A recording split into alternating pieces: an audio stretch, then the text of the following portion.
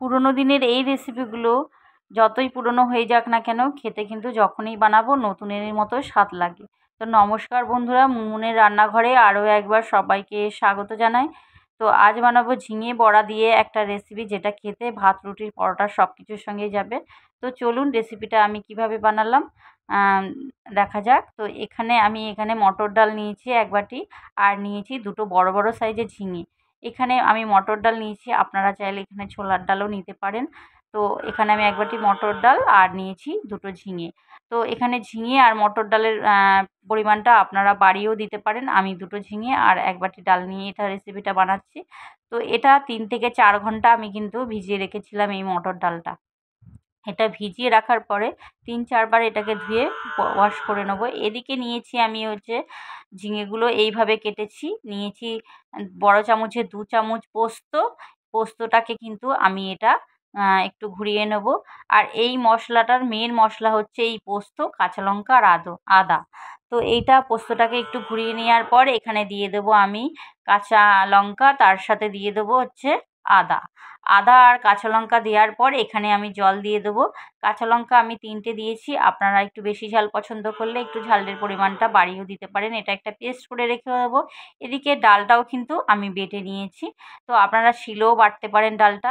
দিয়ে দেবো এখানে আমি নুন 1 চামচ, আর দিয়ে দিয়েছি কালো জিরে, আর দিয়ে দিয়েছি স্বাদের জন্য একটু হলুদ গুঁড়ো সামান্য পরিমাণে, আর দিয়েছি সামান্য পরিমাণে একটু ঝাল লঙ্কার গুঁড়ো, যাতে বড়ার ভেতরটা খেতে একটু টেস্টি লাগে। তার জন্য আমি কিন্তু এই মশলাগুলো ব্যবহার করলাম।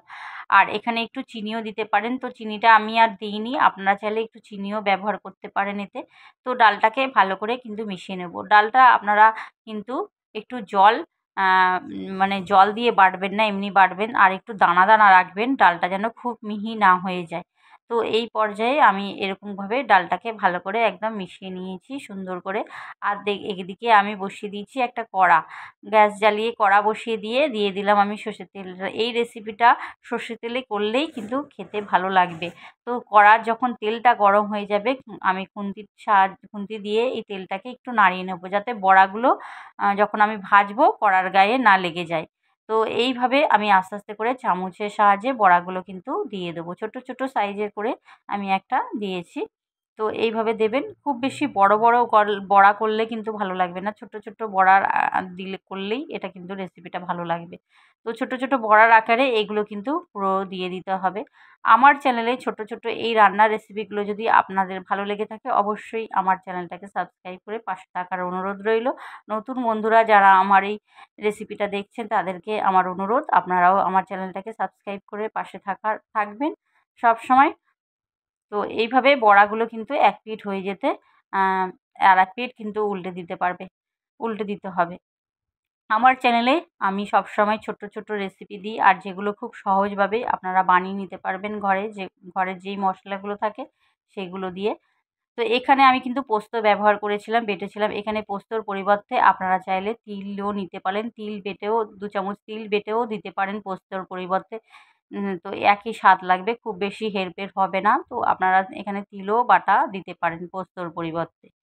তো এখানে বড়াগুলো এই পর্যায়ে যখন ভাজা হয়ে যাবে, তখন আমি এই বড়াগুলো দেখুন এই পর্যায়ে ভাজা হয়ে গেছে। এবার আমি কিন্তু এটা তুলে নিলাম।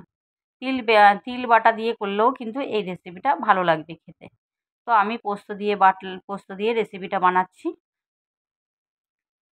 এখানে অনেকটা পরিমাণে আমি তেল দিয়েছিলাম, কিন্তু তেলটা এত পরিমাণে লাগেনি, তাই একটু পরিমাণটা মানে তেলের পরিমাণটা একটু কমিয়ে নিলাম। আমি একদম অল্প তেলেই রেসিপিটা বানাবো। তো এখানে তেল দেখছেন আমি অনেকটা পরিমাণ কিন্তু তুলে নিয়েছি। দিয়ে দিয়েছি একটু কালো জিরে, আর দিয়ে দিয়েছি, যেহেতু আমাদের নিত্য প্রতিদিনের রান্না, তার জন্য একদম কম তেলে কিন্তু আমি রেসিপিটা বানাবো। এবার দিয়ে দেবো আমি যে ঝিঙেটা কেটেছিলাম, সেই ঝিঙেটাই দিয়ে দিচ্ছি। ঝিঙেটা দেওয়ার পর এটাকে কিন্তু কিছুক্ষণ আবারও নাড়াচাড়া করে নেব। যেহেতু আমাদের প্রতিদিনের রান্নার রেসিপি, তার জন্য আমি একটু কম তেলেই রেসিপিটা বানাবো। তো এইভাবে ঝিঙেটা দেখুন যখন একটু নাড়াচাড়া করার পরে একটু ভাজা হয়ে যাবে, তখন আমি এতে দিয়ে দেবো 1/2 টিস্পুনেরও কম একটু হলুদ গুঁড়ো, আর দিয়ে দেবো 1/2 টিস্পুন এতে কাশ্মীরি লঙ্কার গুঁড়ো। দিয়ে এটাকে আবারও একটু নাড়িয়ে চাড়িয়ে একটু ভেজে নেব ঝিঙেগুলো। ব্যাস এই পর্যায়ে ভাজা হয়ে গেলে তখন এবারে দিয়ে দেবো যেই আমি পোস্তটা বেটে রেখেছিলাম সেটা দিয়ে দেবো। তো পোস্তটা দেওয়ার পরে যেই মশলাটা ভালো করে কষিয়ে নেব। এখানে পোস্তর পরিবর্তে আপনারা বললাম তিল বাটাও দিতে পারেন। তো এটাকে ভালো করে কিন্তু একদম মিশিয়ে নিতে হবে সুন্দর করে। মিশিয়ে কষিয়ে নিতে হবে কিছুক্ষণের জন্য। তারপরে দিয়ে দেবো আমি এখানে কাঁচা লঙ্কা। কিছু কাঁচা লঙ্কা আমি দিয়ে দিয়েছি মুখটা একটু চিড়ে, তো ঝালের জন্য। তো দিয়ে এটাকে কিন্তু ভালো করে আবারও কষিয়ে নিতে হবে কিছুক্ষণ। এবারে দিয়ে দেবো আমি ৩-৪ টুকরো এখানে টমেটো দিয়েছি, দিয়ে দিয়েছি এখানে আমি স্বাদ মতো নুন।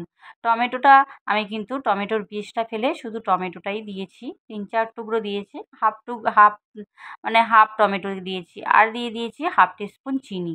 চিনিটা দেওয়ার পর এটাকে কিন্তু আবারও ভালো করে কিছুক্ষণ কষিয়ে নিতে হবে। যেহেতু এটা সাবেকি অনেক দিনের পুরনো রান্না, তাই পুরনো রান্নাতে কিন্তু ওরা সবসময় চিনি বেশিরভাগ একটু দিয়েই রান্নাটা করে। এবারে দিয়ে দেবো আমি যেই মশলা ধোয়া যেই জলটা, সেই জলটা দিয়ে দিয়েছি।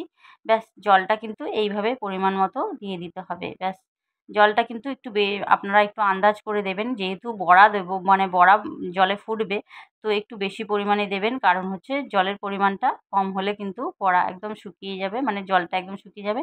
সেহেতু জলটা একটু আন্দাজ করে দেবেন যাতে একটু আ বড়াগুলো ফুটতে পারে।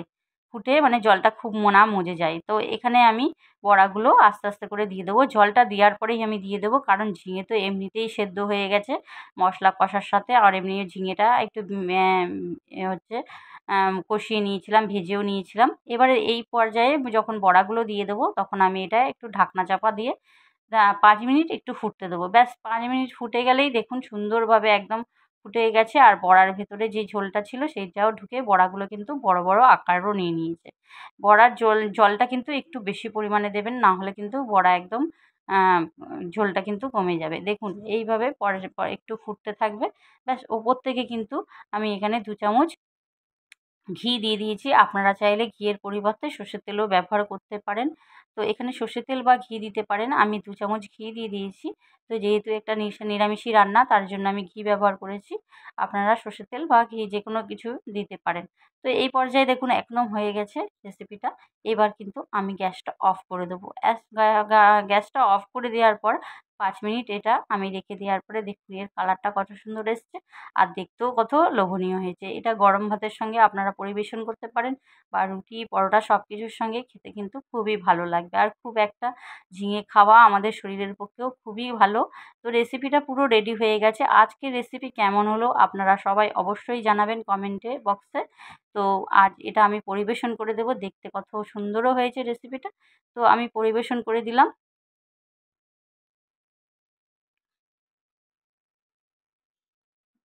এটা এবার আমি পরিবেশন করে দিচ্ছি। দেখতে কত সুন্দরও হয়েছে। তো আজ আসি বন্ধুরা নতুন দিনে নতুন কোনো রেসিপি নিয়ে আপনাদের সামনে আবারও চলে আসবো। ততক্ষণের জন্য সবাইকে টাটা। সবাই ভালো থাকবেন, সুস্থ থাকবেন। আর রেসিপিটা ভালো লাগলে অবশ্যই প্রিয়জনদের সাথে শেয়ার করতে কিন্তু একদমই ভুলবেন না। Thank you for watching.